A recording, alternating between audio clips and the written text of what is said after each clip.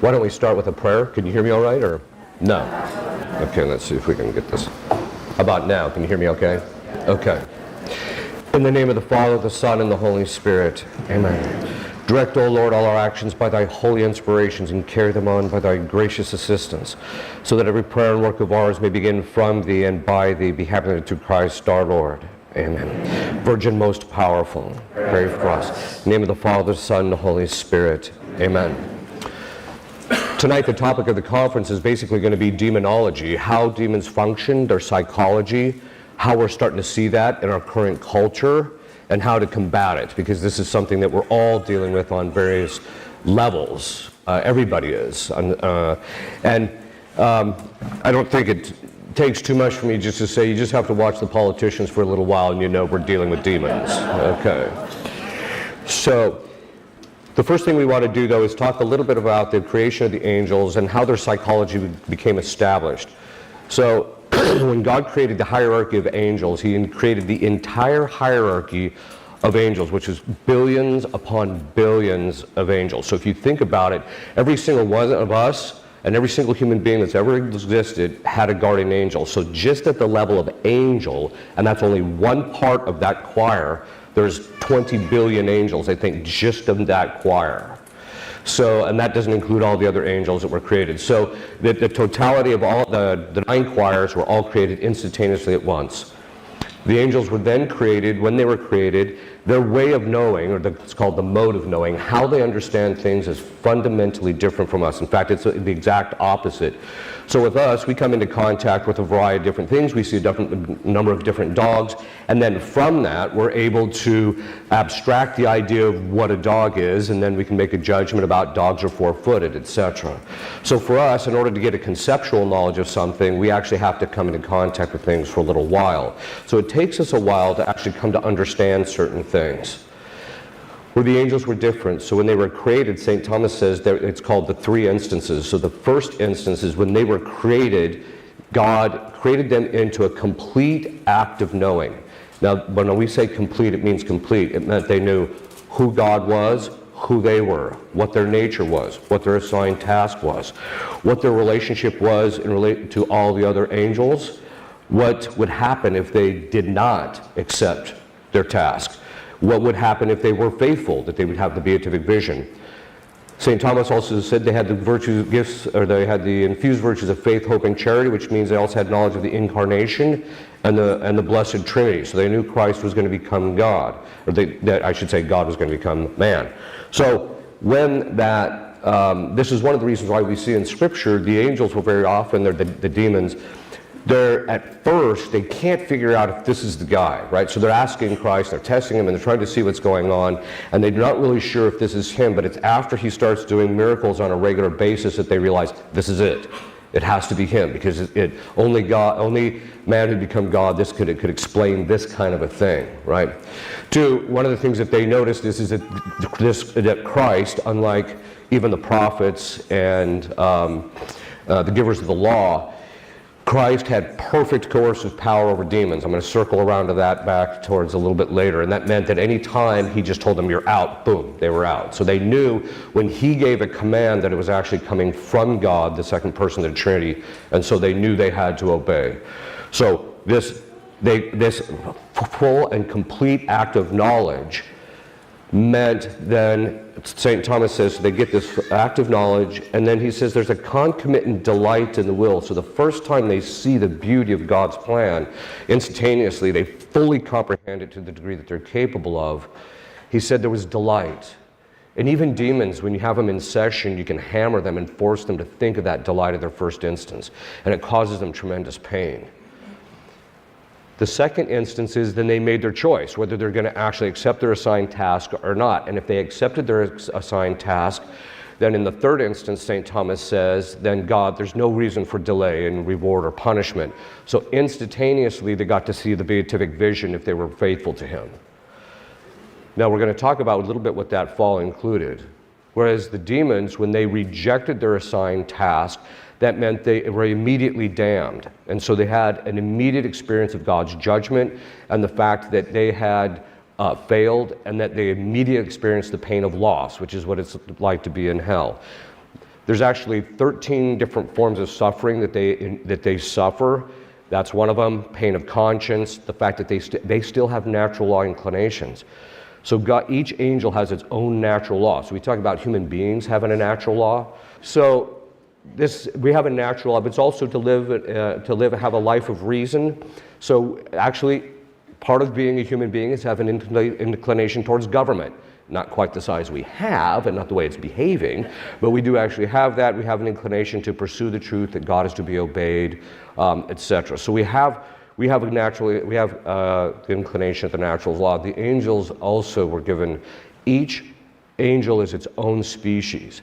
Their personalities, you see this when you're in session and different demons are possessing, and one will come to the surface and the other one leaves for a while. Their personalities are far more distinct than human personalities. Their characteristics are far more pronounced. You can see that their natural inclinations are to very definitive, distinct things, because that's what God inclined them to. So their assigned task is part of their natural law. They still have a desire to fulfill that natural law inclination. It would be analogous to us, because when we get hungry, we have a desire, we have an inclination to eat. But if we had chosen, no, I'm never going to eat, and we're starving, it's kind of like, I've made this decision, and I'm not going to eat, but I'm starving. That's basically the way they are.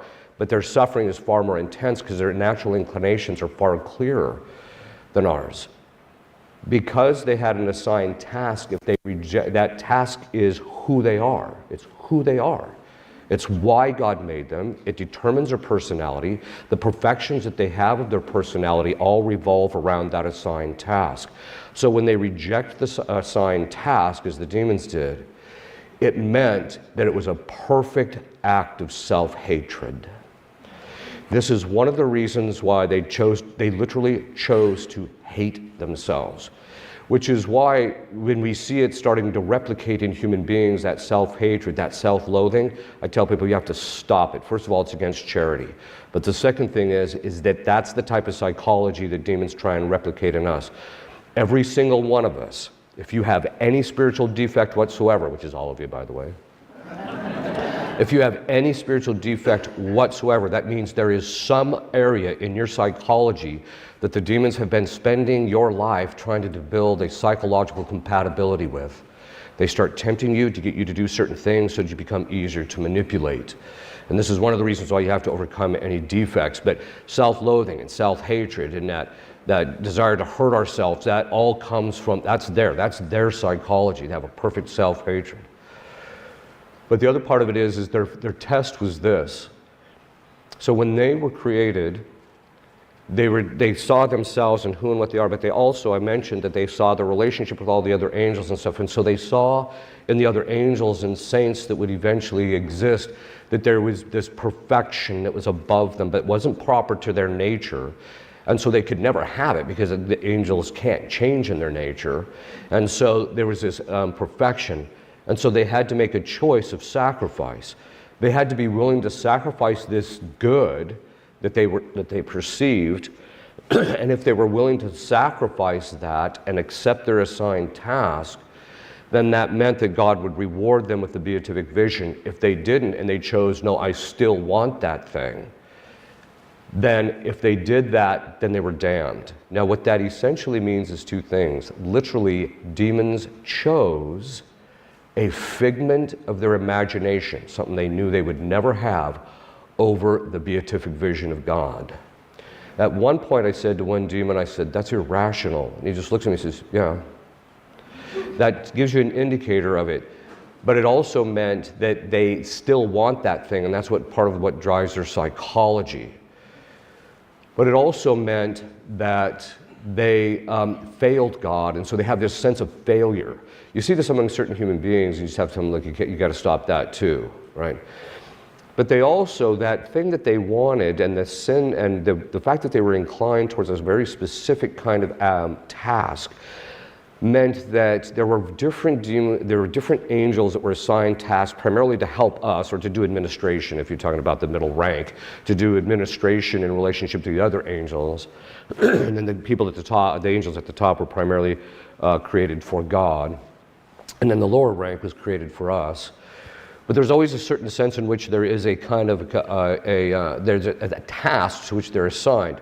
Once they chose to not accept their task, that meant that their will was inclined to negating that task anywhere they found it. So let me give you an example. The demon Loki, yeah, it's a real demon. The demon Loki, his original assigned task, because I had him in one case, was to inspire people to enter into religious life and to become priests. His primary job was to foster vocations. His thing is that he actually, his function that he performs now in relationship to Satan, serving Satan, is that he actually seeks to derail vocations by getting men and women to become worldly, which we're seeing across the board. This guy's phenomenally successful. So that's just one example. Another example is that we talk about Lucifer. Now, Lucifer comes from the two Latin words, lux ferre, which means to bear light, right? Which basically means that that his principal function was something on the intellectual level. At a certain point, I managed to beat out of him because I've had him in 3 different cases. And he basically said that his originally assigned task was to enlighten the mind of Our Lady. So that's why he was called Lucifer. That was his primary assigned task, was to enlighten the mind of Our Lady to make her even more sacrificial than she was. He said when he saw her, because in his first instance, everything that was necessary for them in order to choose their task, each angel saw, this is what my task is, and it revolves around everything necessary to make my choice, they saw. And in this, he saw the interior beauty of Our Lady. He said her interior life was so absolutely beautiful that he knew he would always be second best. And that's the beauty that he wanted. So at a certain point I said to him, well, because he was beefing about the title of Our Lady, Mirror of Justice. I said, so really what you saw in him in her was him, wasn't it? Now that's it's a very formal way for an exorcist to tell the demons, you're talking about God. You saw she was the perfect, in her interior life, she was the perfect mirror image of God. And he said, yes, that's why I wanted to be God. Not because of the power, not to subvert his thing, because I wanted his beauty for myself. Which is interesting, because one of his assigned tasks was music. Actually, God gave him a sense of beauty, and this is one of the reasons why the music we see today is becoming very appetitive and very vile, right? But his secondary assigned task was to enlighten our minds to make us more sacrificial than we actually are.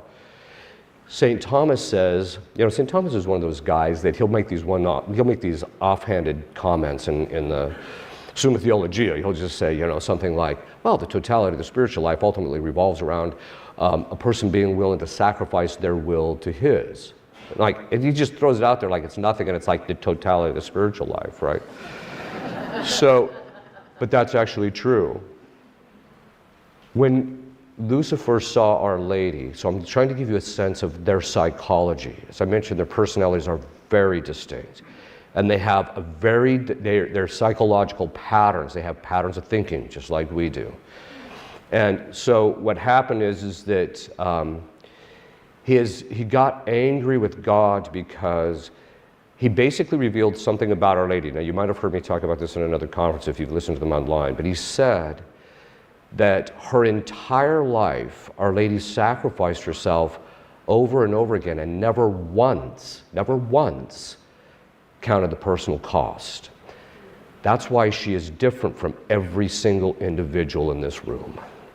She is not like us. We are not like her in that respect. It's true that she's human, but by the grace of God, she never once counted the personal cost that she would have if she did something that was going to be painful or difficult or what have you. And then he said, and it wasn't just that, it was the perpetuity of her sacrifice. Her whole life, over and over and over again, she sacrificed herself again, never taking her own good, never taking herself into the calculus, but purely doing it because, as one of the other possessors said, When she saw how good God was, she gave herself entirely to him. When he found out that his job was to make her even more sacrificial, which meant her interior beauty was going to be even greater by his help, he said he would have nothing to do with it. And so he said he spat on God because he wasn't going to accept that. So this gives us an indicator. Now there's something that's very important in that. It means that when angels make a decision, they're all in. They're either in or they're out.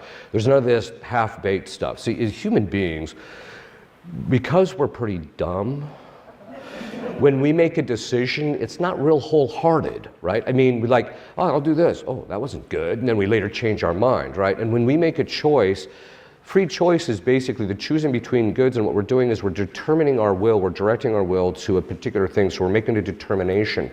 But that determination is by degree. St. Thomas says initially there's an inchoate habit there, an inclination, so that when we make a choice, the next time we make that choice, there's a little bit of an inclination. And the more we make that choice, the more our will becomes fixed in something.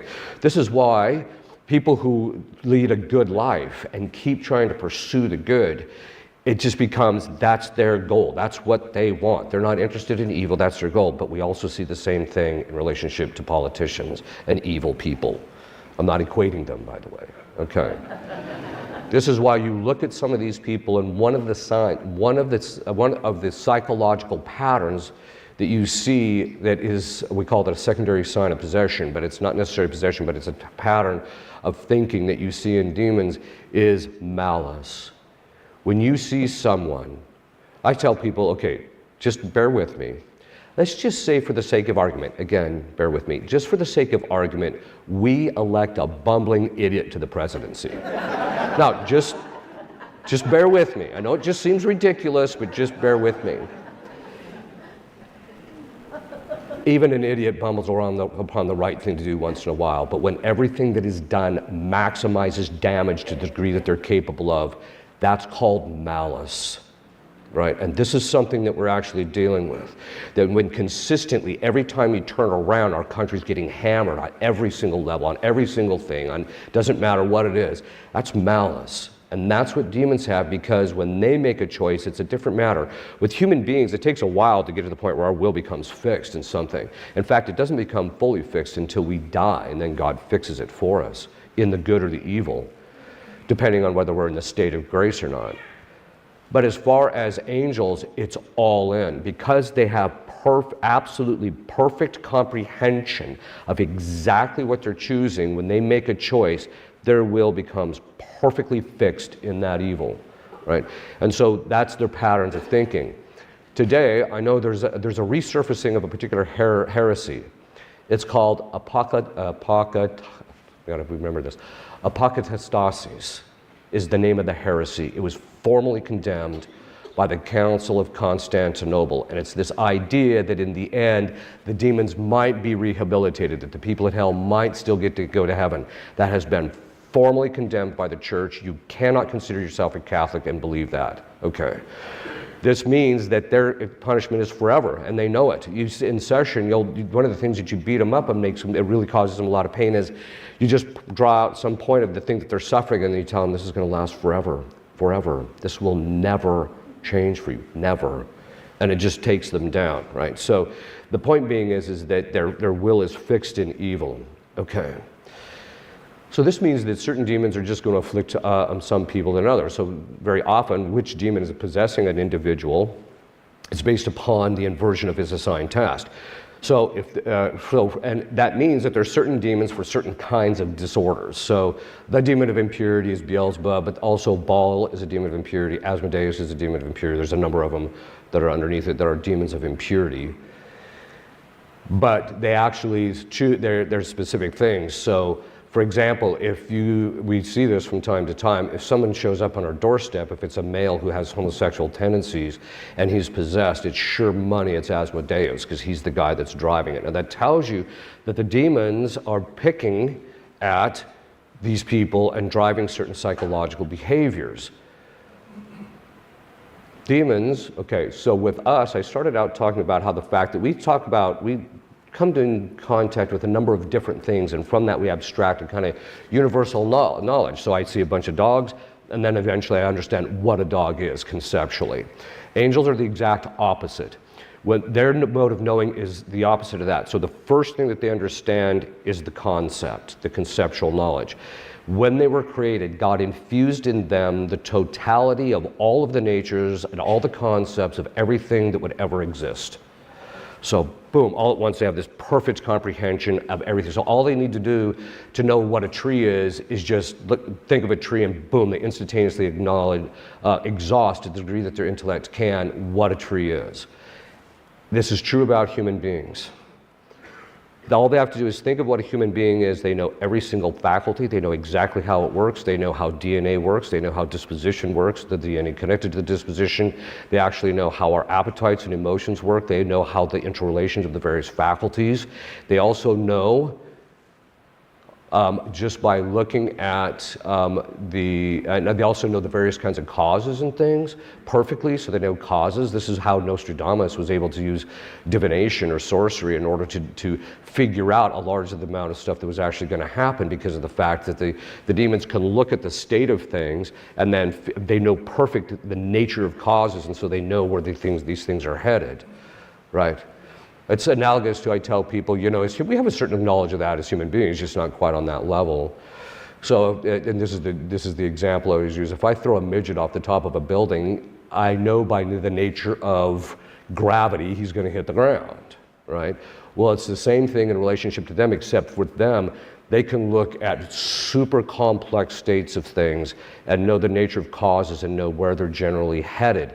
This is one of the reasons why I said recently that they know their time is coming up. They know it's short because certain things are starting to fall in place that they've seen in the past, that anytime this happens, God pulls the plug on it, right? And so that's when he just said, that's enough, and he pulled the plug on it. So the demons are seeing all this, they're like, it can't be much longer, right? The other thing is that with demons, so they first were given this perfect conceptual knowledge, which they never lose, which puts us at an extreme advantage because they're so intelligent, they're so knowledgeable, they know exactly the stuff, they know exactly how things work, etc. This is one of the reasons actually you can do a diagnostic in possession, because sometimes they'll say things, they'll make theological distinctions that there's no way this person could know, right? And so that's one of the ways that you actually know it. But their mode of knowing, they start with the concept, and the way they understand a particular thing is they just take their will, because they only have intellect and will. They don't have emotions and a body and all that. They just have intellect and will. All they have to do is think of the concept and then look at a particular instance inside the concept, and that's how they can know you.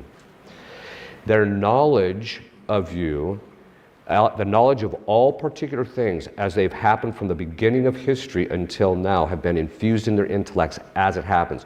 They literally know every single material thing that's happening in the entire universe all the time. It just means they have to focus on particular things. So if they want to watch you, all they have to do is look at you in their concept, and they know, and they've been watching you, by the way, not to make you paranoid.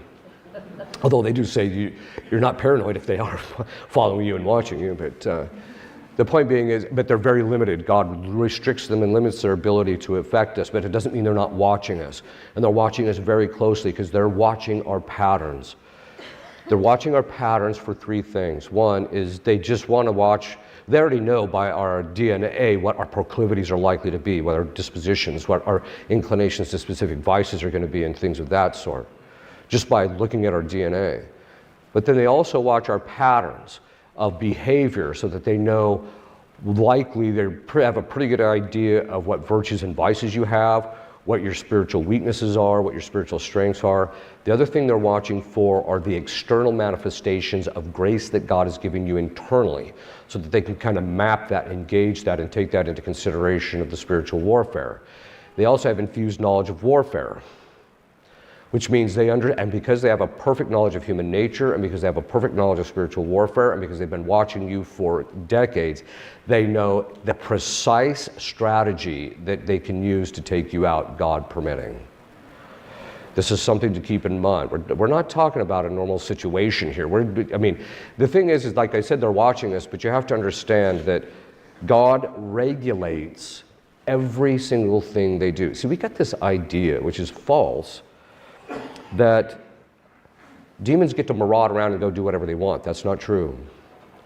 Literally, what temptation, when they can tempt you, the degree of the temptation, the content of the temptation is entirely determined by God, entirely. Even in cases of possession, who can possess, to the degrees of possession, because possessions are by degrees. What kinds of manifestation, how long the possession is going to last, what's going to get them out, what parts of the body they can possess, when they can manifest, when they can't manifest.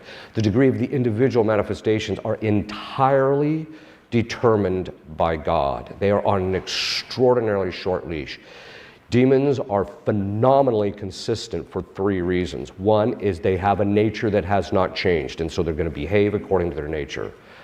Second, their sin fixes them in a certain also set of behaviors. So they're going to act consistent with that. Third, God regulates them and doesn't permit them to do anything without it being for our spiritual benefit in some sense. This is why demons, even in possession cases, will admit that they are the instruments of sanctification of the person who's possessed.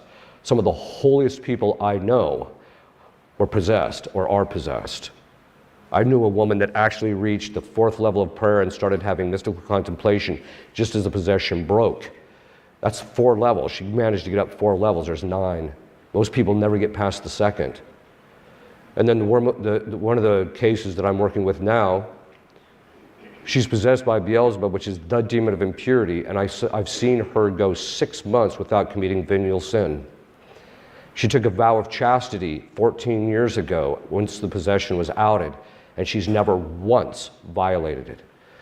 And so he has become the instrument of her sanctification. She's becoming one of the most, if there's any person that I can say that has the true virtue of virtue of mortification, that willingness to suffer, it's her. And so God uses them. Usually possessed people will say, well, I'm glad I got out of this what I got out of this, but I don't think I'd want to be possessed again, right? But this tells us, okay, so that's just how demons function psychologically. And each time you get a different demon, and you can just see by their patterns of thinking that their characteristics are different. Like I said, their personalities are very different. So with us, temptation comes from 3 sources: the world, the flesh, and the devil. And the world only acts upon the flesh, and the devils can only act upon on the world or the flesh in order to tempt us. So it all hinges upon the flesh. But the point being is that, so demons are not the cause of every form of temptation. But they do know the principal way that they tempt us, the saints say, is by introducing things into our imagination. And they know from our patterns what we are likely to fall to in relationship to temptation. And so if you notice that you're struggling in a specific area, as I mentioned before, that means that the demon that drives certain kinds of things, so let's say extreme anger. Extreme anger is the domain of the demon Isis. And the reason it's his domain is because Isis, his fall was precipitated by the fact that he refused to accept Christ's mercy for men. And as a result of that, he became the most cruel, vicious demon you ever have to deal with. He's even worse than Satan in a certain sense. Satan has his own set of characteristics that you have to deal with. But this guy is just cruel and vicious. But that tells you that he drives these particular things. And as you begin to have a vice, you start building this compatibility with the demon, and you become easily manipulatable. So one of the things that you can do is you can, start to actually, the principal way that you're going to engage in spiritual warfare is by eradicating all vices and all vices from your life and building virtue. Overcome your spiritual defects, etc. And also you have to build a certain prayer life, which is all part of the virtue of justice. And so as you begin to do that, the demon's ability to influence you begins to wane. You see, we got this idea that demons are becoming more powerful. Demons do not increase in power. The power of their wills is fixed. Where they're at in the hierarchy of angels depends on their nature. So how much of, St. Thomas says, the degree of their spiritual substance determines the degree of their intellect. So the more intelligent an angel is, the higher he is. And he says their wills are proportionate to their intellects. So that means that Satan is on the top as far as those who afflict us, as far as the power of his will. In hell, There's a profound pecking order. They know, they never argue with a higher demon because they know he can just force them to do something by the power of his will, and so they're just like, well, I'll just do it. Right? Doesn't mean they don't hide certain things. Doesn't mean they don't try and set each other up to take a shellacking once in a while. It just means that they know that there's this proper pecking order. Part of also the natural law is in demons is that God is to be obeyed. They only got one chance to disobey him. After that, they can never disobey him. Never. This is a very important point. They can disobey the exorcist and us to some degree, but that's only because God allows it in order to build up our strength and our virtue in relationship and our authority in relationship to them. But in session, you command a demon to do stuff. It takes a little while to get them to do it. They'll do it. There's always some degree of compliance. But there's 6 stages of liberation. When you get right towards the end of the 6th stage, he does every single thing the exorcist tells him. He actually pays attention to the exorcist, waiting for the command so he can just get it done and get it out, right? But when it comes to God, if he tells them, because that comes up once in a while in session, all of a sudden he'll tell you something, and that's an indicator that God has told them, you have to tell them. And they'll sell it, yeah, you told me I had to tell you. They immediately comply, immediate. And the reason being is because the authority structure that God infused in their mind, this authority structure is part of the natural law, and God infused that in their minds. And that means they know the exact lines of delineation of who has authority and who doesn't, who has authority over what and who doesn't. They know those exact lines of demarcation, both in relationship to themselves, but also in relationship to us. This is one of the principal reasons why he went after Eve. So what he did is he went after Eve, and this is what happened. The fathers of the church say that when Adam was created, God told him directly, so Adam was talking to God, and God told him directly, do not eat of the fruit of the tree in the middle of the garden. So God gave that precept to Adam. Then when Eve was created, because St. Thomas says, and the entire moral tradition says, she was created into a state of subordination, which means she's under him, and I'll return to that here in a minute. She's under him. And so as a result of that, by the natural law, Adam was the one who told Eve, don't eat of the fruit. Okay, so what happens is when she eats the fruit, she steps out from underneath a twofold authority structure, one out from underneath God, and then one out from underneath her husband. The two principal functions of authority is to provide and to protect. She was now spiritually unprotected. This is exactly what the demons were trying to do, to get people to step outside, out from underneath the authority structure so that they could attack them. So St. Thomas says the hallmark of being in the state of subordination prior to the fall is that women, that Adam loved her, he was solicitous of her, he took care of her, he listened to her, he actually paid attention to her, which, women like, wow, that sounds wonderful. All right. And then after the fall, she entered into a state of subjection, which meant Adam stopped loving her, which is why St. Paul says you have to love your wives. He stopped listening to her, he didn't take her good into consideration, etc. But he said then in heaven, he said women are neither in a state of subordination nor subjection because some women rule in heaven. So I tell women, okay, look you cannot become holy because the curse of Eve is this desire to control. I'm not going to go into that because that's a whole conference in itself. But in the Hebrew, when it says in Genesis chapter 2, it says your desire shall be for your husband, the actual Hebrew means the desire to control. And this is called the curse of Eve. It's something that every single woman has to conquer. I've literally only met 5 women my entire life that I thought she's really conquered it. Historically, they said if a woman can conquer the curse of Eve, she can master any virtue. And in that process, she becomes one of the most magnificent creatures to walk the face of the planet. If she doesn't, she becomes one of the most wretched. Interesting. It's either you're going to be magnificent or you're going to be wretched. So I tell women, I said, okay, look if you can conquer that curse of Eve, and that the way that's conquered is St. Paul said, women be subject to your husband. So you have to be. It's not servitude. It's not slavery. It's not groveling. It's actually in a rightly ordered way. There's a whole series of conferences I give on that. It's in a rightly ordered way. If you do that, in the process of conquering the curse of Eve and building virtue, you can become more holy than your husband and then have a higher place in heaven and boss him around for the rest of eternity. So don't go for the short-term payout. Don't try and control him in this life. Become holy and submit to him, and then in the next life you got it made. Okay. But he goes after that, and this curse of the curse of Adam, by the way, is irresponsibility and effeminacy, which we see among men, especially today. All you have to do is look at most millennials and you're like, yeah, I see that. Okay. By the way, I pick on millennials because they're such an easy target, right? Okay. So there are good millennials. I'm not saying there's not. The point being is that the demons are going to use that. They know the structure of our fall. They know how sin disorders us, and that's why they want to do it. Demons are not becoming more powerful in themselves. What's happening is we're doing two things. By every time we commit a sin, that disorder is their domain, and so we are ceding to them influence in a particular area. So every time we sin, we increase their influence in that area. Their power doesn't change, it just means their ability to exercise it becomes more prevalent. The second part of it is that so that's the first part, is just through our sin, that we're giving them strength in relationship to that.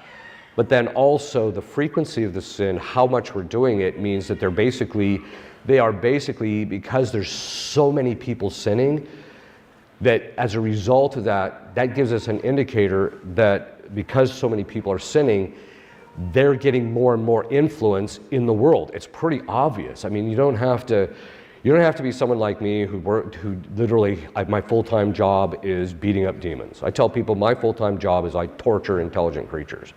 That's my job, right? You don't have to be me to know that things are bad, right?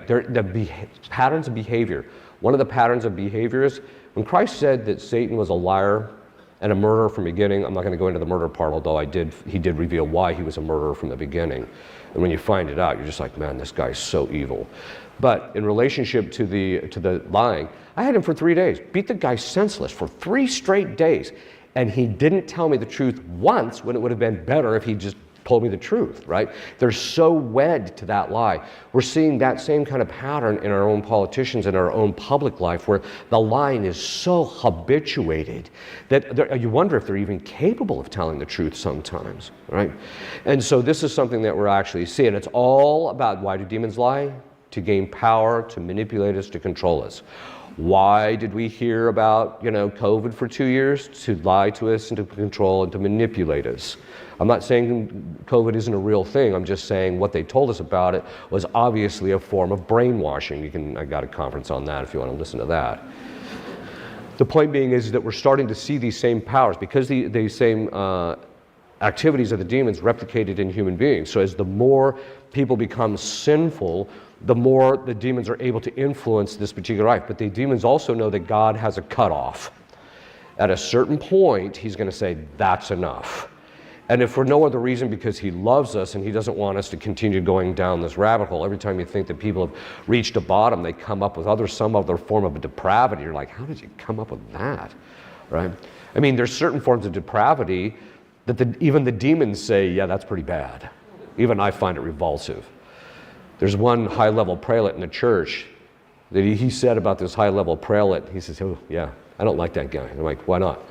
Even the things he likes doing, I find revulsive. Okay, so this gives you an idea of it. So they've become part. Now, let me give you an example of what we're doing, why we're ceding so much control. Now, if you just think about it, let's just say, for the sake of argument, every human being on the planet only committed one venial sin a day, only one. That means that God is being offended 7 billion times a day. So the next time you get offended, I don't want to hear anything. That's just with venial sin, but we know there's billions of mortal sins being committed every day. God is gravely being offended on a regular basis. And at a certain point, what happens is if you keep committing mortal sin, eventually God just allows the demons in. I always tell people, look, the sin it is the domain of Satan, but it's up to God to determine how much they're able to step across the threshold. So every mortal sin, any form of mortal sin whatsoever, which I've seen people become possessed through sins of pride, fornication, pornography, you name it. Any mortal sin is an open door to possession. In fact, mortal sin, the proper effect of mortal sin is possession. Because you've taken yourself out from underneath the authority structure of God, because he has a specific laws, and you place yourself under Satan by that process of committing mortal sin. Now, you might open the door, but it's up to God to determine whether the demons are allowed to step over the threshold, and most of the time he blocks that. But it also tells us something very important. Because disorder of any form, whether it's physical or natural or moral or spiritual, is the domain of the demons, it means that it doesn't matter if you think something's morally sinful or not. It's still the proper effect. What does that mean? Well, you see, with sin, there's two kinds of effects. There's the subjective effect, so when you commit a sin, it's in the will, and so your will becomes weakened, etc. But then there's objective effects of sin. So one time I was watching this, I don't even know why I was watching this thing, but I'm watching this young girl, she's 15, she's online, and she's crying, and she's pregnant, and she says, I don't know how this happened. And I'm like, okay, I can't help you. Right? The point being is that becoming pregnant is a possible objective effect of the sin of fornication, whether you think it's morally sinful or not, doesn't matter. You know, if you don't think you can become pregnant, it doesn't matter. You can have objective effects of sin. Well, one of the objective effects of sins of mortal sin is demons' involvement in our life. So it doesn't matter if you don't think it's morally sinful. It doesn't matter if you didn't intend. You can open up the door and to demons' involvement in your life. Now, if you think of what that means, but if you volitionally do it and you know it is morally sinful, that's even worse.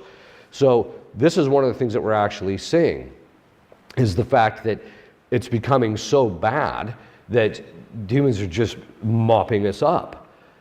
One of the things that demons do, because they have access to the imagination, they also have access to our emotions. Now, I'm going to explain a little bit of thing about human psychology and how demons are influencing us, and this will give us a sense of how much power they have today. So, the way human beings are structured, we have five senses, and we come into contact with reality through our five senses, and it comes in through the brain. It's called the common sense power in Thomistic language, but it's a part of the back of the brain, and it unifies our five senses and expresses that experience, that sense experience, into our imagination in the form of an image, right? So we know this. You can watch me and close my eyes, and then you can still maintain that image of me in your mind. That's how we know that that works. And then there's a power called the cogitative power, and what it does is it goes back into memory. It looks at this image, and then it goes back into memory, compares your past experience with it, and then it merges that information with that image, and then that gives us a fuller understanding of something. How do we know that this is going on? It's called Alzheimer's. So the Alzheimer's patient, he sees the person, it might be his wife, so his wife walks in. Normally, his cogitative power would go back and bring out, this is your wife, and he would immediately recognize that's his wife. But because the cogitative power can't access the memories because of the plaque buildup on neurons, although they have a new theory now about what could be causing that, it doesn't merge that information, and then he doesn't recognize the individual. Okay, so that's what's going on. This cogitative power also has the ability to make an assessment about whether something is good or bad purely on a physical level.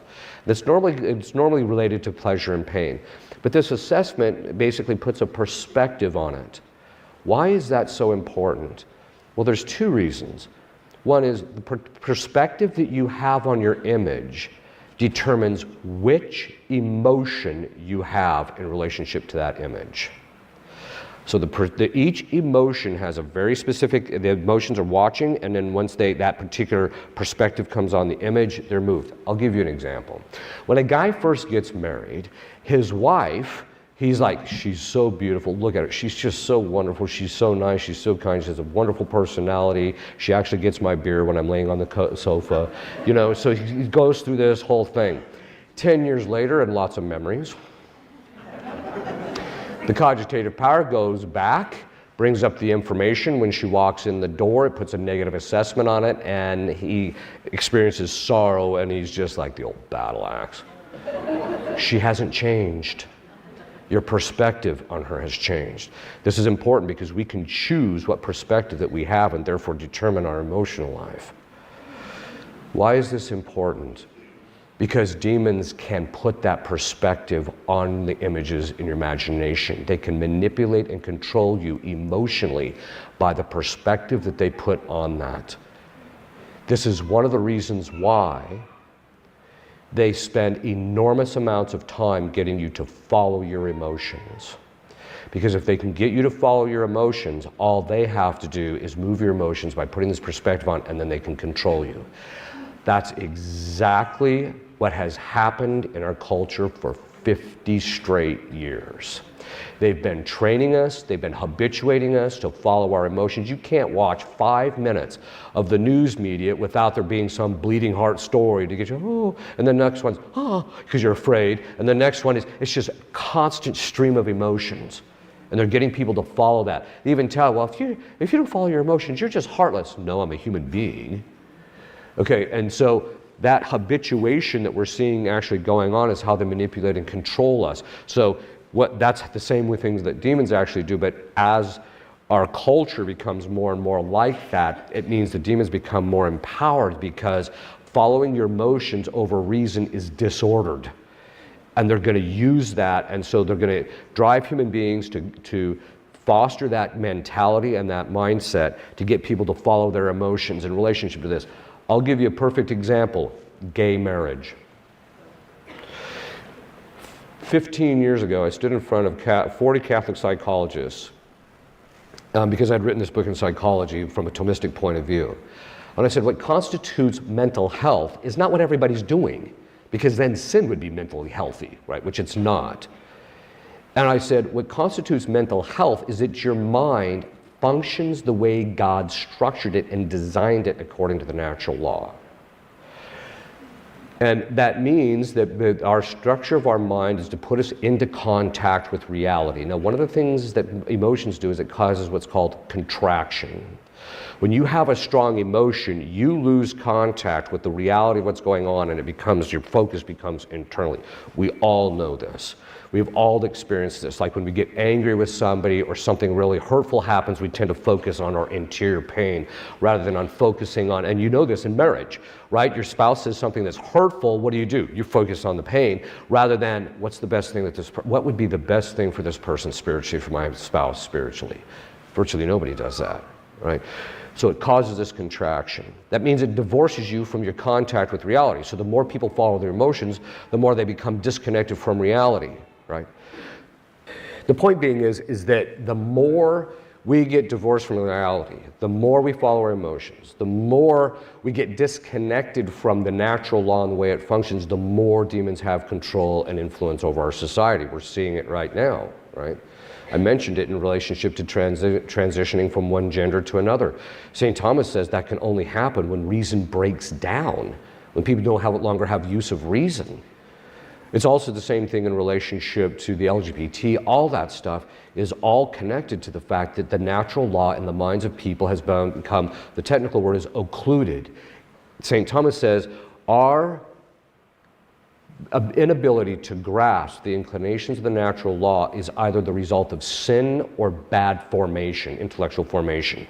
What do you think the last 30 years has happened in our public school systems? That's what we've seen. It's bad formation. Sally has 2 mothers. What do you think of that, Johnny?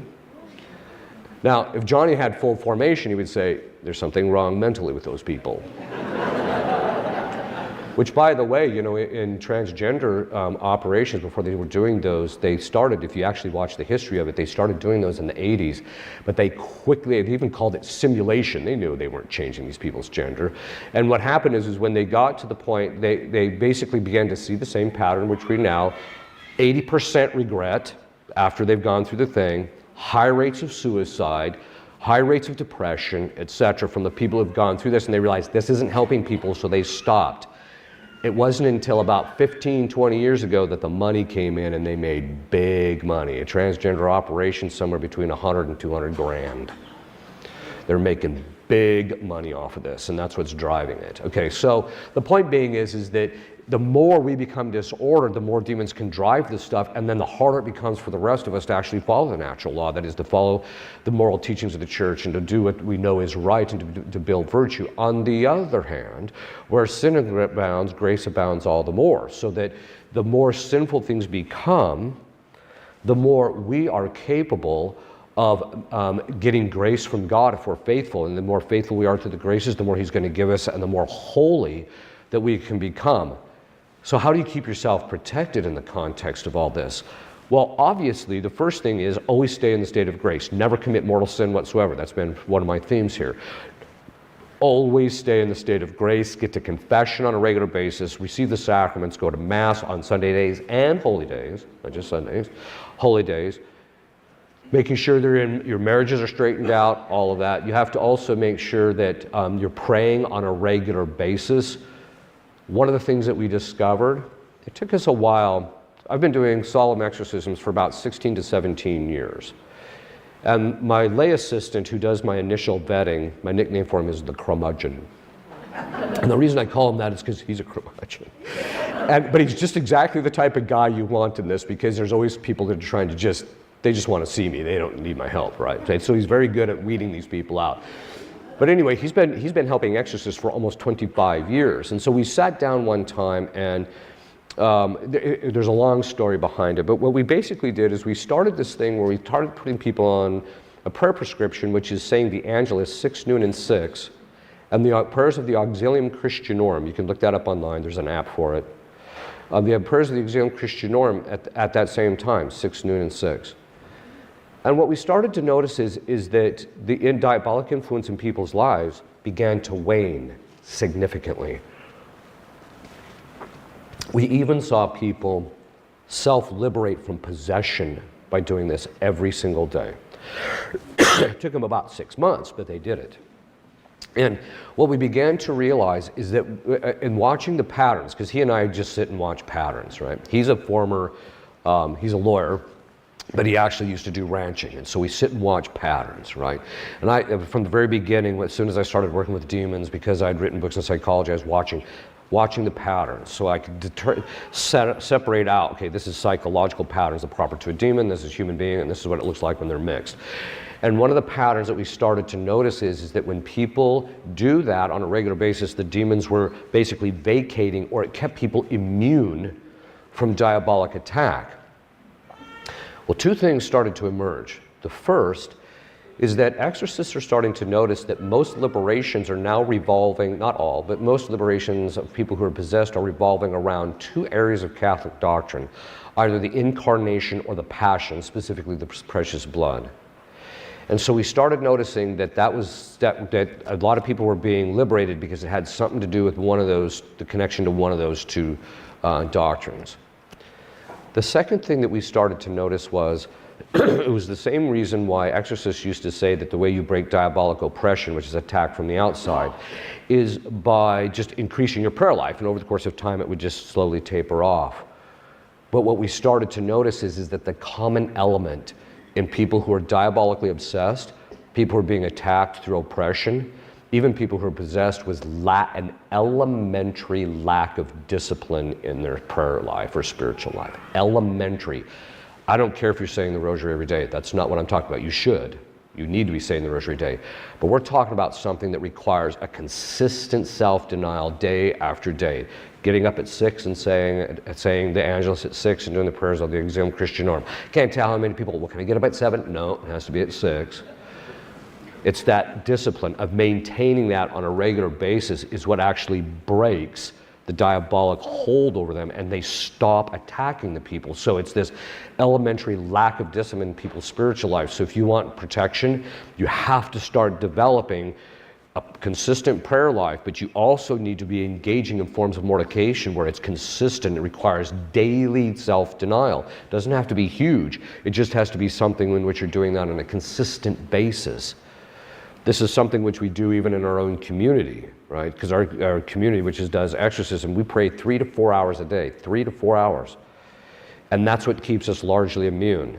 The other thing is, too, is when we're in solemn session, we're fasting 6 days a week on 1 meal a day. We do it consistently, and that's what keeps us protected. We know it's not us. We know it's God who's honoring our sacrifice for that. But it's that consistent discipline that keeps people immune. The other thing is too is again, you can say the prayers of the Auxilium Christianorum. It's a group that was started by 2 exorcists. We think there's about 400,000 people worldwide saying the prayers, and it's actually a group. It doesn't take long to say the prayers, 5 to 7 minutes a day. If you say it every day, everybody that's a member, and all you have to do to become a member is say the prayers, everybody who's a member is praying for everybody else who's in the group. And so as a result, you're literally plugging into the prayers of 400,000 people for your spiritual protection, for you and your family. The other thing is we've seen people liberated from possession just saying those prayers. It's a phenomenal diagnostic tool. One time this one family was having problems with their daughter, and I said, well, here, start saying the prayers of the Exorcism Christianorum. From the time they started saying those prayers to the time they stopped, the daughter would scream uncontrollably. She didn't even know they were praying them. So this is an indicator that the demons, they don't like these things, right? So that's always a good sign. Developing virtue, making sure you eradicate any vice or any defect. You have to know the mechanics of the spiritual life. You actually have to also know the Catholic faith. We are not living in a time where you can be ignorant of your Catholic faith. If you are, you will get mopped up. Not just by what's going on in a culture, but by the demons themselves. Every single individual that we deal with that is possessed has some failure of understanding in some point of Catholic doctrine. Every single one of them. We are also finding that a vast majority of the people that show up on our doorstep don't even understand the basic catechism of the Catholic Church. They don't understand even the basics. We are not living in a time in which you can do this, especially as priests and bishops get weirder and weirder. Fortunately, you got good priests here. But as they get weirder and weirder and weirder, which is happening, you just watch it. It's like a daily score. You can sit back, get the popcorn, and see which bishop said what nutty thing, right? The fact is that you have to know your faith. Because if you don't know your faith, you're likely to do something that's going to cause you harm spiritually. And so this is something that the demons are going to do. The other part about it is demons attack vocation, which means they're always going to attack marriage. How do they attack the marriage? Remember this perspective on the image? The first thing they do is put a perspective on the image of one spouse to another in order to psychologically divide them. If you feel you're psychologically divided from your spouse, you've already been mopped up. They've won to some degree, and you're going to have to fight that. You're going to have to start looking at your spouse different, right? And I tell women, because one of the aspects of the curse of Eve is that when Eve ate the fruit, she's like, what if he doesn't eat the fruit, right? And then what does he do?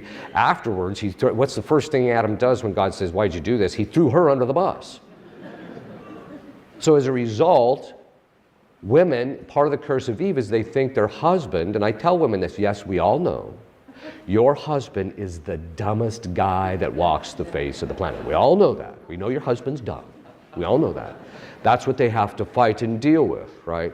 By the way, your husband might be dumb, but the point being is that, and two, sometimes the wife will say, what do you think? I get it, okay. But it's also the same thing in relationship to the wife. The guys can, man, she just talks constantly. Right? They did brain studies. They found out, just to lighten us a little bit before I finish up and then we go to Q&A. When they did brain studies, they found out that women get 10 times the amount of pleasure drug in their brains when they talk than men do. All you have to do is look at it. The guy's sitting there, and the wife's like, no. All right. But I tell people that's actually a perfection. It's just immoderated. Here's why. They discovered this boy in the woods it was in the 1920s, I think it was. There was a boy who was about 10 years old running in the woods of Germany. He was naked running around. He was running so fast he could actually keep up with the deer, and they actually think that the wolves were the ones that nurtured this kid to the point where he was running around, right? Well, they captured the kid, and he knew zero language. So they tried to teach him a language, but what they found out is that he could never master definite articles or indefinite articles. You just couldn't, like us and thus, you just couldn't get them. And philologists for the longest time said, well, they just must not have trained him right. So then what happened is this was in the 1980s, they found a girl who was 12 years old. Her parents thought she was retarded, and so they had locked her in this room and fed her, and they never talked to her, never let her out, never let anything, and so she literally knew no language. So then they tried to teach her. Same problem. She could not master definite articles. You actually see this with people in certain Asian languages where there aren't definite articles. When they start learning English, they have a very hard time mastering definite articles and indefinite articles, but also number, right, in relationship to certain things. And so then they started doing brain studies, and what they found out is, first of all, I'm sure you've all noticed, especially if you've gone to another country and you're learning a language, that women speak much more clearly than men do, as a general rule, right? What they found out is that in the beginning stages, for the first 5 years of the child's life, the neurons are starting to develop specific pathways. And if the mother specifically doesn't talk to the child on a regular basis, those neurons do not develop the pathways, and it causes literal brain damage. So I tell people, the inclination that God gave to women to talk is a perfection.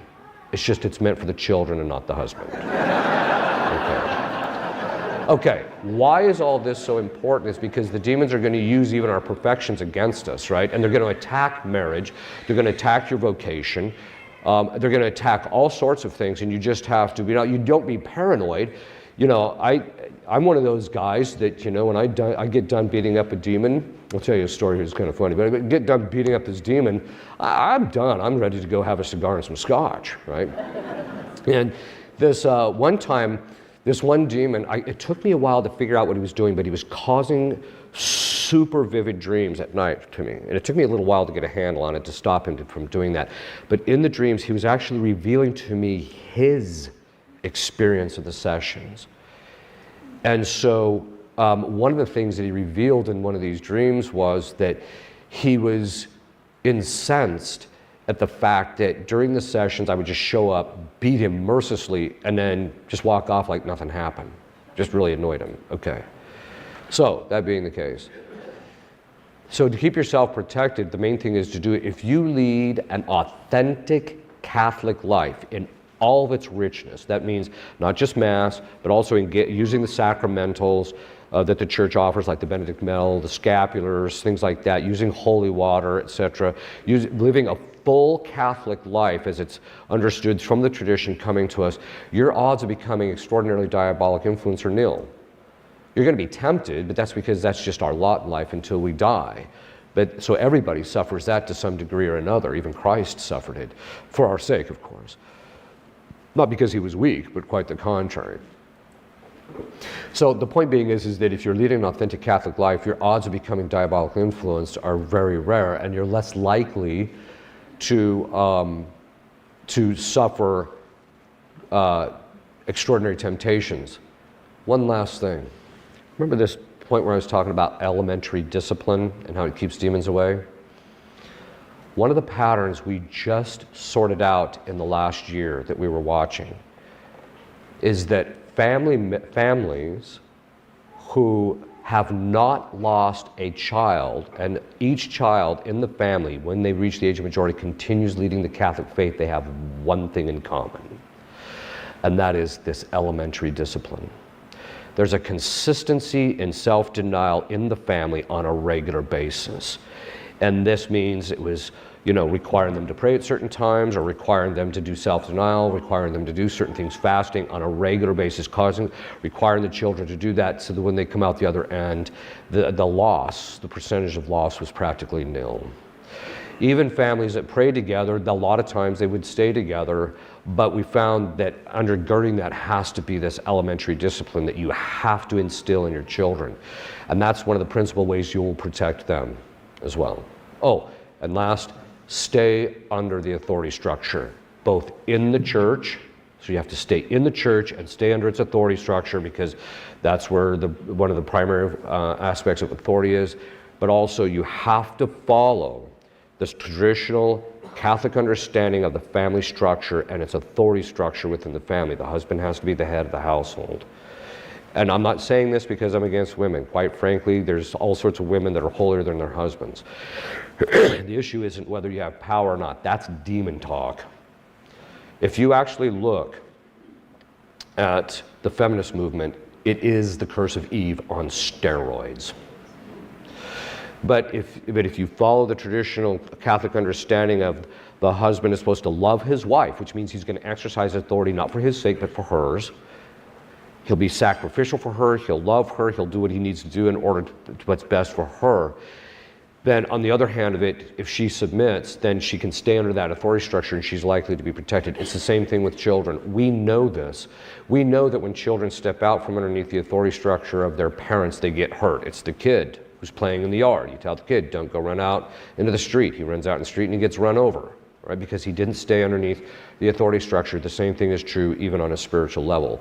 So follow that traditional family structure. Do it in a rightly ordered way, in a loving way, and then as a result of that, then over the course of time, it will provide that level of protection. Okay, so we're going to stop, and we'll have about 30 minutes of Q&A. So.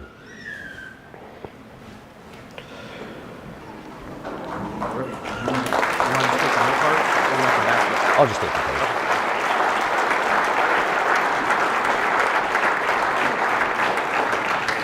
Okay, so I'll answer these until we get to 30 minutes and then we'll kind of cut it off. Part of the reason I cut it off at 30 minutes is because if we don't, we'll be here forever. All right. When an exorcist beats up a demon, what does that mean?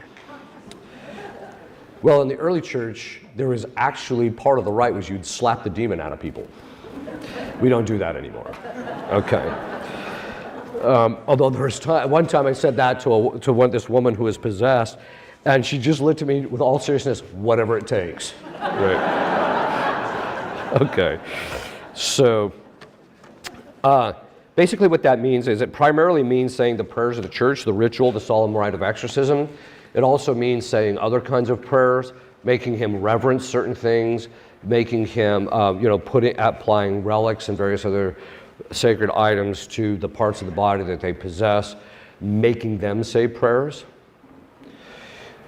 Making them admit certain things. And so it's basically getting them to do things that are contrary to the will, which causes them pain. And then as the pain increases, they become weaker, and then they're likely to give you the information that you need. So it's largely about using prayer yourself, but then also making them do prayers or doing certain kinds of prayers, and then they'll do that. Or also just, reverencing relics, things of that sort will cause them. That's what we mean by beating them up. Okay, and it's brutal to them.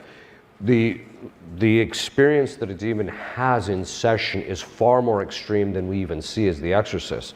It's something that took me a while to realize that this guy's in a lot more pain than he's letting on, or that he's even able to manifest. And part of that has to do with the fact that the human body has limitations. And if he was to show the full extent of his pain through the human body, it would literally kill the person. That's how much pain they're in. Will our intellect and will, after we die, work like it does while we're alive? No, it works a little bit differently in the sense that your intellect normally can only understand something when you have something in your imagination, St. Thomas says. And so we no longer have our imagination. So our knowledge in heaven is more like angelic knowledge. And so we understand what's going on, we know certain things, we know what's going on in this world, but it functions more like angelic knowledge. Do demons know what we're thinking? Okay, so there's a few ways in which demons can surmise or know what you're thinking. The first is by divine revelation, which virtually never happens. God reveals to them this is what the person's thinking. The second part is, remember when I said that they watch our psychological patterns, they watch us all our life, and they look at us and they say, and spouses do this with each other, right? Spouses will I know what you're thinking, right? And so it's because they know by the way the person's reacting or the way they're behaving, what they're thinking. It's not an absolute, but so it's the same thing in relationships. So demons can watch our patterns, but they can read our body and have a sense of what's going on. So, for example, when you lie, the temperature around your eyes increases. So that's an example of it. They also know when you lie, there's certain other physiological patterns. So they can kind of tell by your patterns of thinking and what you talk about, they can start seeing your physiological reactions and sometimes make the connections. So that's one of the ways. The other way that they can know what you're thinking is if you tell them. The third way the fourth way that they can actually know is if they put a thought in your mind and you don't resist it, they know you're thinking it. So that's one of the ways. Can a long-term marriage with an alcoholic husband be in the proper order of authority? Yes, but it's going to take a little bit of work to get him to kind of come up to speed, because the alcoholism is affecting his ability to obviously to govern in a rightly ordered way. And so what she needs to do, though, is start finding certain ways in which she can, there might be, if he's an alcoholic to such a point he can't even function, well, then she's going to just have to assume certain responsibilities, but once he would overcome the alcoholism, then she needs to give them back, which is sometimes difficult. But there's also, sometimes if a guy's a functioning alcoholic, there's certain things you just have to let him exercise his authority in when it's rightly ordered, okay? How does a faithful parent educate their children to be vigilant in their spiritual life without making them feel there's a demon behind everything? It's actually a good question. I think the best way to do it is just teach them to say the prayer of St. Michael, and then when they get a temptation, just say, well, when you get a temptation, you just tell the demon to stop it or what have you. So it's a matter of teaching them based upon their state, how old they are, how much you know that they can process. And so you have to teach that. But by the time someone reaches 18, they should have at least the basic understanding of spiritual warfare, that they attack our imagination, they put thoughts in our minds, they're not always ours. They also, they can move us emotionally, etc. They should have the basics of it, and that they should be saying basic prayers to keep themselves protected. But the big dividing line is that should not be the primary focus of their prayers. Their primary focus of their prayers should be to be worshiping God, being thankful to God, and petitioning Him for things they need, etc. It should be the normal stuff of the spiritual life, and that they just engage the demons when they see them. St. Peter says, be vigilant and watchful, which basically means, if you see them pop up, you whack them down, and then you just keep moving on, right? You don't become focused on them. Don't hyper-focus on them, and don't make them the focus of your life is the main thing. One of the principal ways you keep yourself protected is by ignoring them, except when necessary. If you have to deal with them, then you deal with them. Otherwise, you just ignore them. How accurate was the screw tape letters? Fairly accurate. It's kind of shallow, but it's fairly accurate. How do demons choose who they will possess? Okay, they don't have any choice in the matter. What that basically means is this.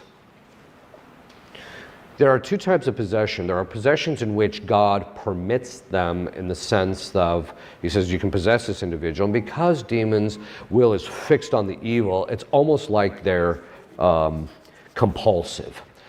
They'll just do it because they're gonna choose that path, right?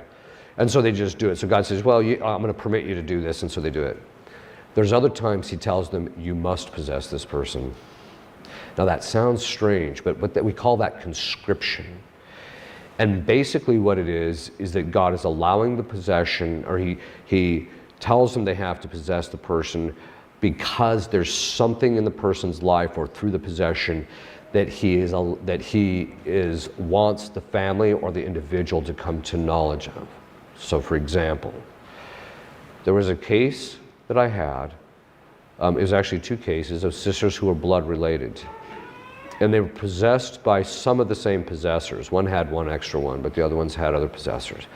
And the reason it became clear that God basically conscripted them into possession was because of the fact that He wanted a particular generational spirit to be expunged from the family line. Right? And so a lot of times the demons don't have any control over the matter. So one of the cases I'm working on now, one of the demons was a low-level demon. His original name was Eustace, the Just One, and he had a specific relationship with Our Lady, and he had never possessed anybody. And the reason God told him you have to possess this woman is because in her battle to get this thing out, she was going to reach a level of holiness which would be identical to his level in heaven. She was going to get his place in heaven, not his relationship with Our Lady, but his place in heaven. So he uses them as instruments. They'll admit as much. They'll admit they're slaves of Christ, just unwilling. So they don't get to choose anything, right? Why does God let demons do what they do? It's for our sanctification, ultimately. Okay. Have you been personally attacked by Satan during an exorcism? No, not really. I mean, okay. It depends on what you mean by attacked. If you mean by an extraordinary way, no.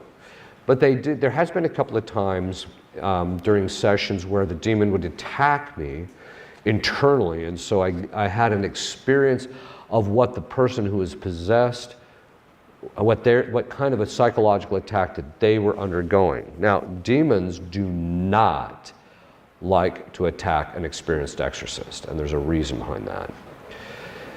Being an exorcist is like stepping into a boxing ring. Now, if you've ever talked to a boxer, an authentic boxer, they'll say you'll never really know a guy. You can watch all the tapes until the cows come home, but it's not until you're in the actual ring with him that you get a sense of what his actual technique and method is, right? And so that means that when you're in the boxing ring, he reveals his methodology to you. It's the same thing in spiritual warfare. When the demon attacks an experienced exorcist, he can break it very rapidly, but then he can stand back and reflect on his experience and get a sense of what the attack is. And then the next time in session, he can go after him and cause the demon a lot of damage. And so they don't like to. So once in a while, I do get attacked, but not that often. There's also a general principle, is not that I like being attacked, I don't. But if I am attacked, my attitude is, at least I can keep an eye on him. Because with demons, when they're attacking you, you can watch him. Okay, there he is. You know, I'm keeping an eye on you. I'm watching you. It's when they don't attack you, you have to worry. Because that means you're about to get broadsided. And so that's one of the reasons why I ask Our Lady on a regular basis, watch my flank. Right? Because I can't keep track. I'm a limited human being. Okay. So there was one time one demon jumped up, and it was kind of like judo for like 30 seconds where he was trying to hit me. But I've been whacked a couple of times, got decked right in the face once. But that was, this was one of those things where, hey, literally, all of a sudden it just goes wham like that, and it just nailed me right in the eye, right perfectly. And I'm like, okay, all right. But one of the things we do is in the beginning of sessions, we do a series of prayer that clamp down on them. And I'm also a firm believer in punishing bad behavior. So when he does something like that, he pays a price. And to the point where he regrets it. That's the goal. Okay. Are severe anxiety and or panic attacks related to a demon or a spiritual root? Yeah, they can be, not always. There are psychological conditions that a person can reach where that is in place. However, demons can also cause that. If not, how does one discern whether it is a biological or spiritual origin? It has to do with the specific psychological patterns.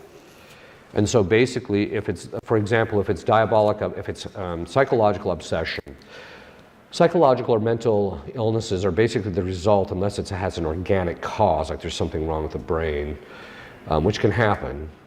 But by the way, not every mental illness is the result of chemical imbalance. There's a book called The Chemical Myth, which is a very good book and talks about how the pharmaceutical companies actually knew in the 1980s, shortly after they had derived most of the psychotropic drugs, that they actually didn't work. Right? They knew that. But there's billions of dollars a year in them. Okay. So, and there's a whole set of brain science stuff behind that, which if it was a different lecture, I'd be happy to go into. But there's some stuff online that you can read about that. But there are certain things that are actually from a psychological cause, and a psychological mental illness is the result of rumination, so it's a habit that's built into the individual, so it's very consistent, and it responds to external stimulus. So for example, you know, if some guy says, I think my wife's nuts, and you're like, well, why do you say that? Well, all I have to do is just look at her cross-eyed and she goes ballistic. Well, maybe there's a reason for that, but the point being is that it's just going to respond to specific things externally, right? So it's consistent and it responds to things that are external. Whereas diabolic obsession doesn't follow that pattern at all. Now they are opportunists, so they might use external stimuli, but not always. But the pattern is it'll switch on and then it'll just switch off. And there's nothing that's causing the thing to switch on, and there's nothing to cause it to switch off. Priests see this pattern regularly in confession. The pattern, I'll just describe it, and any priest will say, yes, I've seen that pattern. Usually it's a young man in his 20s. He comes in, he's struggling against chastity, he's struggling to maintain chastity, and he falls. He'll go to confession, it feels like it lifts, like the temptations are gone, they'll be gone for a day or two, and then over the course of the next couple of days, the temptations set in really strong, and then he falls, and he goes to confession, and then it lifts again. So that pattern like this is diabolic obsession, okay? And so there's things that can blow that actually out. But that's one of the patterns that you actually tend to see. So one of the things, as I mentioned, I've been doing this for 17 years and haven't written a book on psychology before I did this. I've been watching diabolic patterns, and I was able to sort out all the patterns. Those patterns are in the priest version of the book. They're not in the lay version of the book because of what we call the CSI effect. We don't want people reading how possessed people behave or the patterns that we see and then coming to us and acting it out, and because it becomes harder to discern. So, okay. So, but the other way is that if it's from a spiritual origin, it will respond to prayer, your own prayer.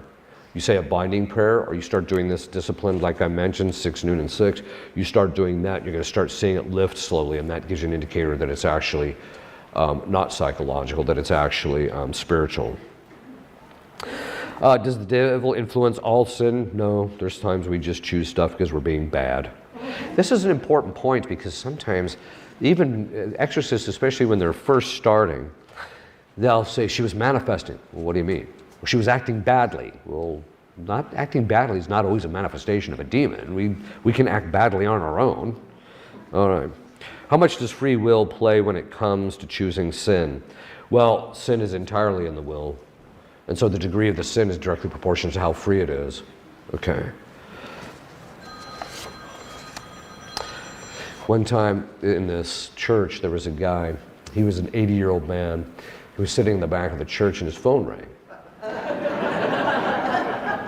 And unlike this fine young man who shut it off, he stands up in the back of the church and says, I can't talk to you, I'm at Mass. Okay.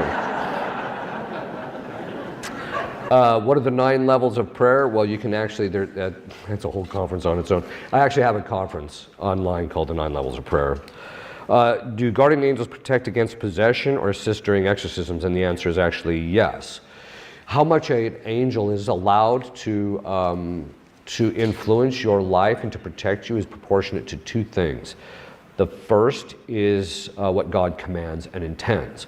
So a lot of times they'll just protect you from being stupid and the effects of being stupid because God says you got to protect this individual. There's other times though when the demons will have to stand back because God says you got to let them tempt them.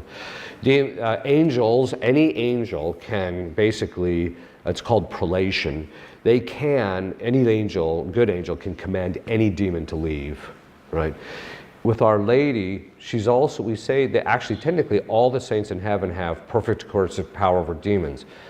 But the difference between her and Christ is obviously Christ has it by nature because he's God, whereas with those in heaven, it's by God acting through them as instruments.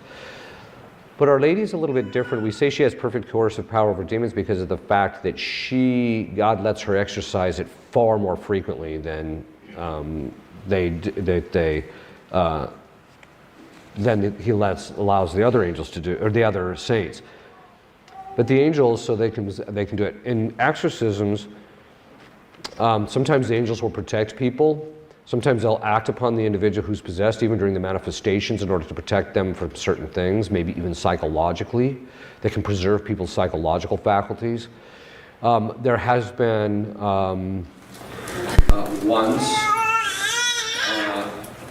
where one of the people who was possessed actually saw the guardian angel of my priesthood. I don't know if I mentioned this online. So when you're ordained, you get another angel, usually from the hierarchy of archangels, right? And of the people that I know that have had authentic visions, not people just saying, Father, I see angels. Well, God bless you. But the people who possess. So I've actually seen other people's guardian angels, but also there's a young boy who I'm aware of who's 10 years old, and he can see angels. He can see them. And his description is flawless. And it lines out with what we know, how the descriptions that saints and stuff have given of them. But anyway, your guardian angel, they say, looks just like you. And the reason being is because his assigned task was to protect you. Now think about that. God created an angel whose nature was about you. And that means that when he decided to accept his assigned task, his first act, his first choice was to love you, to be willing to protect you. Obviously, he's doing it under the aspect of serving God's will. But that's it. So that's why they say they actually look like them. They say, whereas all the people that have seen the guardian angels of people's priesthood, they say they're huge, large. So what happened is this woman who was possessed, she calls me, and I tell people I kind of want to hear from you between sessions unless it's something I really need to hear. Well, she calls and she says, I'm pinned to the floor. And because the demons would pin her from time to time, so she hands the phone to the assistants who are assisting me during the sessions, and the assistant said, yeah, we can't budge her, we can't move her at all, they're just pinned.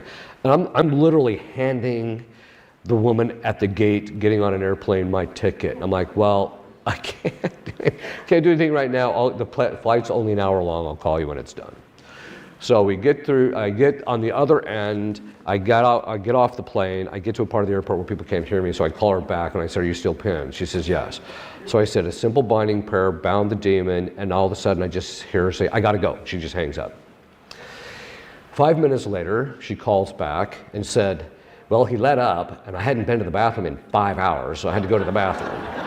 I'm like, fair enough. Before I got on the plane, though, I didn't tell her this. Before I got on the plane, after I hung up with her, I said to the guardian angel, my priesthood, go help her.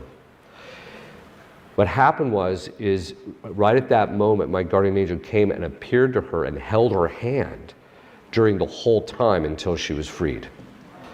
So that gives you a sense of it, right? And she says, he's huge, right? So people say, how come you get such a big demon? And I say, because I'm a little guy. I need more protection. Okay. Best advice for engaged couples. Don't do it. Don't do it. No, okay. The best advice is, if you can, there is a conference that I did called the 4 Stages of Courtship. It's the structure that was laid out and it was followed prior to the collapse in Catholic countries of how courtship was to be done. And everybody who has gone through that process says that when they get married, they already have the virtues of self-denial in relationship to each other, where marriage is much better and smoother. So that's one of the things. The other thing is, too, is you have to start learning to pray together and start working on defects. You also have to be brutally honest with yourself, right? And recognizing that your spouse has issues, right? As they say, while you're dating or courting, that's the best that person's ever gonna be, right? Okay. If there's a demon of homosexuality, and how are they repulsed by these acts? Because they have a natural law too. Their natural law inclines them towards stuff that's orderly, even though they choose contrary to it. So when they see that stuff, they feel the same revulsion of the natural law that we do. Okay. But that doesn't mean that they don't inspire it, because they want to inspire it. It's more a kind of a case with them. They're just kind of like, okay, let's get this guy to do this, right? Okay. Can you please explain what this would look like, that we should be careful not to pray binding prayers superstitiously? Basically what that means is that binding prayers are like any other prayer. They're based upon the merit and the authority that the person has in relationship to it. So authority is, like parents can say binding prayers against demons in relationship to their family. Now, the way it works is that prayer begets what it signifies. So if there is something diabolic and you say the prayers, you're going to see some type of reaction. It doesn't mean that every time you see something you say a binding prayer. I mean, sometimes you just have to take an authentic look at it and assess, is this thing honestly spiritual or not? Okay, because sometimes it's not spiritual, sometimes it's just your kid is acting bad, right? Because sometimes people bring me these, it's always the kid's like, it's always a boy, he's 10 years old, and it's a mother, and she's bringing the kid, and she says, I think the kid's possessed. The kid is acting out of control. So then I'll just look at her and says, when was the last time you spanked him? Oh, Father, I don't believe in that. And I said, there's why, that's the story. Okay. So, anyway, that being said, okay, so how did I get off on that? Oh yeah, okay. So what you have to do is you just have to use them like anything else. If you see the change, then you maintain them. If not, then you just move on to something else and you just have to pray. So, okay, superstitiously would mean that you just, I say the prayer and this is what I get, and it's not exactly, it doesn't exactly work that way. Do guardian angels move on to protect a new person after the death of the person that they were guarding? No. The entire reason for the guardian angel's existence was to protect you and then to see God after that, and that's it. Which is kind of cool, right? So, I did time once apologize to my guardian angel. Look, I'm really sorry you got stuck with me, but okay. What are the requirements to become an exorcist? The church has several of them. He should be someone of older age. He should normally be older. He should be, and by that they mean that he should be a priest for a while. There should be a certain amount of time he's a priest because you have to be grounded. See, the Society of Priests that we have, which we only do exorcism work, and you can't even apply to be a member of our society until you've been ordained for at least 5 years. Usually we like to see 10, and all the people that are with us now have been priests for 10 years at least. Part of that's because you have to be grounded because there is a lot of interior battles that actually occur. The demons do attack you, as I mentioned before, and it can be the first 2 years as an exorcist is a meat grinder interiorly. You're getting attacked and it's just brutal, right? And then after a while you start getting better at it and you just realize it and you beat up the demons more, and like anything else they want to leave you alone because they've gotten their nose bloodied a few times and they don't like you any more than you like them, okay? In fact, they hate you. I was telling the people at the lunch this afternoon one time, this one demon said to me, he says, I hate your guts. And I said, no, you don't hate me, you hate him, referring to God. And he says, oh, I hate him, but I hate you too. I'm like, yeah. All right. Okay. So you should be of a certain age, you should have a certain level of piety, which basically means that you need to be someone who understands that you need to be under the authority of your bishop. You have a devotion to the office of your bishop. Doesn't mean your bishop's perfect. You should also have a certain level of spiritual life that needs to be placed. You need to be knowledgeable. This is the one problem we have. People ask me, how many are the exorcists there are in the country? About 130, but only about 20 know what they're doing. And a lot of it's because they just don't have proper theological backgrounds, or they just haven't had the proper training, or their training was bad. So what training is required? So I used to teach at the Leo XIII Institute, which is actually a place where it was started more or less by the bishops. The bishops asked it to be started. And so I taught there for a number of years, but then I stopped teaching because what was happening was it's a 2-year program and most bishops are like, I can't wait 2 years, I need somebody now. So then our society started a program where you come, it's a 1-week intensive academic course. It's 8 hours straight per day, crushing everything you need to know in order to be able to understand how demons work. And then we invite people to come in and sit on session so that they actually can see this is the flow of the session, this is how the demons have to be behaved and how they have to behave and how you have to handle them, what to do, what not to do on a practical level, because demons act within a specific gamut and you need to know what those are, but when they act within that, you need to know how to react in relationship to them, Okay. How can you tell the difference between someone who needs an exorcism and someone who has a mental health issue? As I mentioned, there's very distinctive patterns. I just spent last weekend talking to psychologists about those patterns and the differences in those patterns. So, as I mentioned, I kind of gave the example of diabolic obsession. With possession, they still show the same patterns as obsession, but there's also certain things that actually happen, which there's things that are going to occur that cannot be explained psychologically. So you might have heard there's a bishop in Switzerland who's done away with exorcists and says, we don't know this, it's all psychological.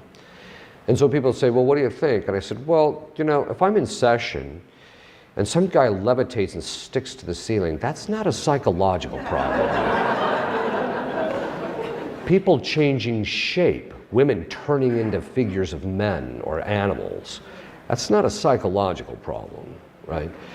Somebody telling me or speaking a language they never knew. The first case of possession I had, this guy spoke a form of Phoenician that has been defunct for 3,500 years. He didn't even finish high school. So that's not normal, right? That's not a psychological problem. Okay, so that's one of the ways that you can tell.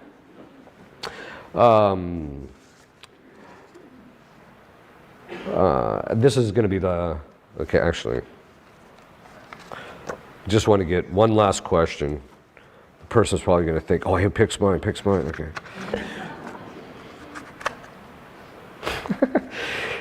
Can you explain how demons are controlling the government? Ooh. Okay.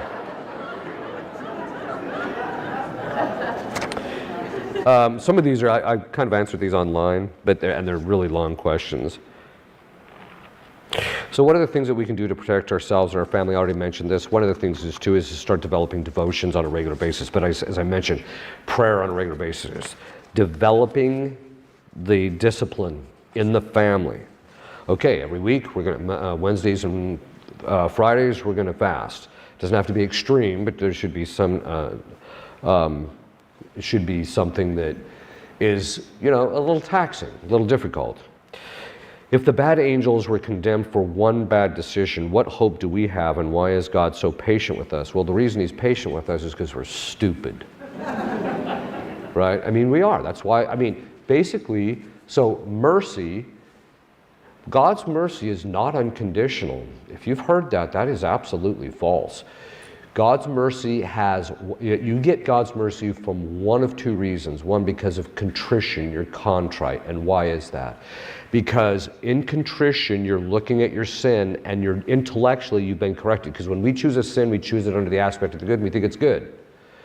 But when we're contrite, we recognize, no, that was bad. So there's that correction of us intellectually. And then we desire to change. And so God cuts us mercy. So God gives mercy to the contrite. That's right in Scripture. The other one is to the stupid, right? Well, you just didn't know better, right? But we have to be careful even with that because of the fact, so those are the two people that get God's mercy. So there's some people that God just cuts slack because of the fact that they're just, you know, they just didn't know any better. However, you have to be really careful with that because sometimes people say, oh, well, these people just don't know any better. Well, that's true. Sometimes it is true. Some people have psychological conditions, or sometimes they just don't know. They never were taught that these things were bad. You see that in relationship to modesty. Most women have no clue what modesty is, and it's just because they just don't know, right? So that being the case, but on the other hand, St. Thomas says that there's certain inclinations of the natural law for which there is no excuse. And if you commit the sin, you can't feign ignorance. Now, if you've lost use of reason, or there's been some type of malformation in your life to where you're not capable intellectually to grasp these things because of psychological reasons, well, he's going to cut you some slack. But as long as you have use of reason, St. Thomas says there's no excuse. The example he gives is that fornication is mortally sinful. Now, think of that. How do we know this is true? You talk to couples that have been shacking up. So 98% of couples shack up now. Catholics are 97%, so we're not much better. So 98%. If you talk to them and you say, you know, you really should get your relationship straightened out, every one of them will say, yeah, that's true. They know, right? So, okay. So the moral of the story is that contrition for human beings is because we're stupid, and this is why Eve said, I was deceived, right? So, and that's why, because she didn't fully understand, and that's why God cuts us slack. But the demons were not deceived. They fully knew what they were doing, and that's why their one choice was fix them permanently. Whereas with us, as I mentioned, because we're not that bright, it takes us a while to kind of fully form ourselves and get our wills fixed in the good or evil. Okay, I'll give you a blessing. Benedictio Dei omnipotentis, Patris et Filii et Spiritus Sancti, super vos sit manet semper. Amen. God bless and have a good night.